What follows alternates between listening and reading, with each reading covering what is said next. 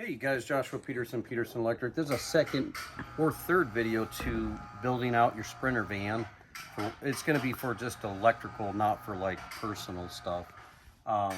Anyways, I'll show you here. We started off here with this insulation and this tape. This Flex Fix tape is amazing.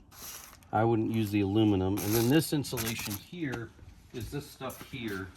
Lowe's and Home Depot sell it. But I triple layered this so I have 31 values. So every single cut was 3 times cut and taped. And it does make the difference for the sound and dampening. And then coming in here, we'll do the doors last. But yeah, so basically what we needed to do is to seal it. But what I did on my other video, I showed you guys, I put these brackets in. These brackets go behind everything. And then we put up this white pegboard. It's fairly flexible, but these brackets right here, on every thick one, we've got 4 holes. And we decided to go the thin here and the fatter side there so I can grab that. Now, I'll put my 7/8 inch strut, silver slotted, all the way across. And yeah, so that's going to have our brackets here. These are going to be personally customized shelves that we build. And then over here, we're going to be having a 3-foot, a 4-foot, and a 3-foot shelf, just like this. So this is how the window kind of trimmed out. Once we put it up, we put 2x4 and slipped it in and then screwed it and put some L brackets. And then when we're done, what we're going to do is we're going to get some glue and then bring the carpet around and then cut and push the carpet on over these. It's a lot more work doing it this way, but I feel more secure with the brackets because they went straight onto the metal. And then I use this for every single bracket. This stuff's amazing. The GeoCell, gutter guys use it.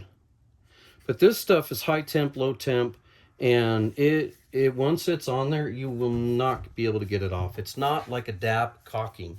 The white DAP caulking I used is just your typical white caulking to fill the gaps, just so I don't have air.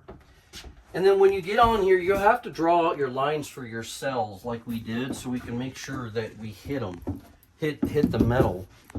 And then so when you do that, you're probably just going to end up using a bunch of these pan-head self-tappers.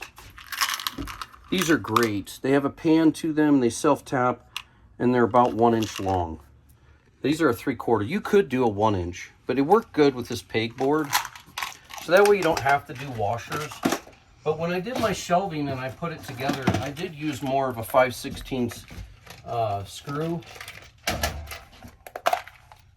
And these are about a 1 inch long. And they have a 5/16 hex head. These self-tap very nice. And then I did get some longer ones right here for the floor. Make sure I didn't hit my gas tank. It's 1.5 inches. Okay, so Dottie makes some really good material for that. And then I used a lot of this solar strut. My buddy gave me some. So the estimate I'll give you does not include this yet, but this stuff's really expensive. But he gave me a bunch of it. He's going to want a few $100 for it, but he had a ton of it sitting around. So yeah, I put my rack down. Once I figured out how I wanted my rack, I put the GeoCell underneath it, the whole entire thing, and then I snapped a chalk line. And then when we did that, we're going to bring up our shelf right here and then come across.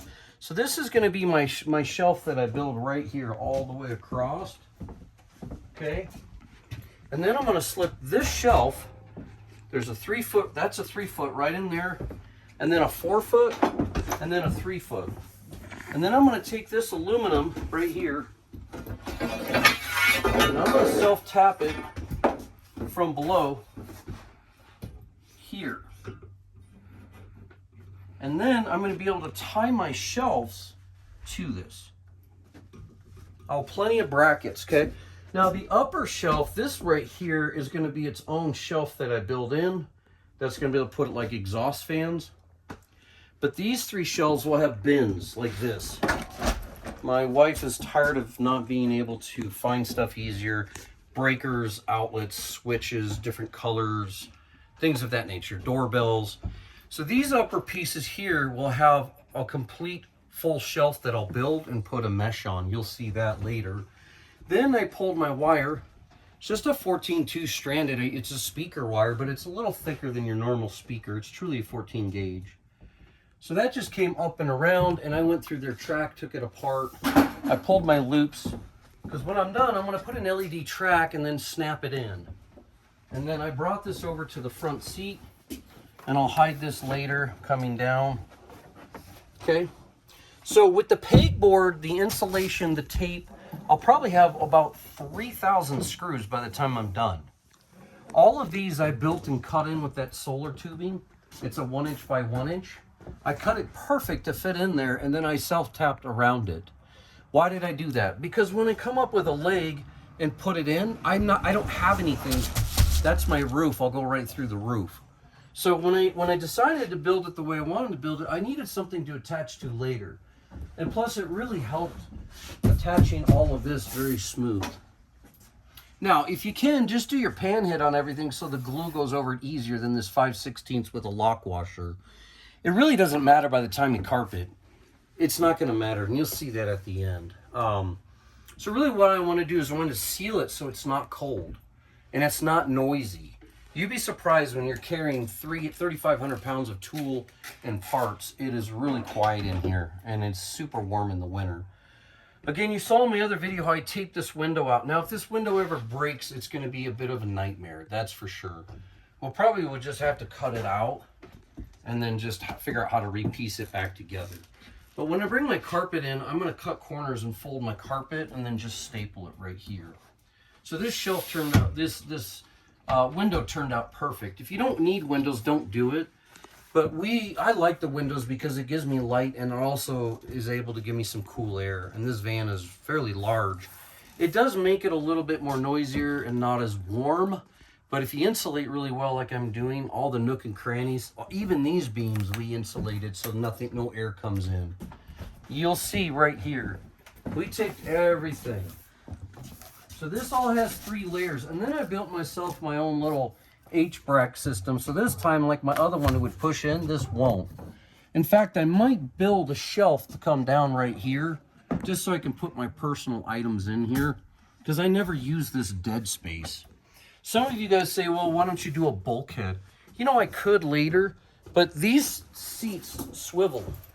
So I really like the idea as I am doing the job and my kids are learning the trade. I can sit out here and type and work on a bid.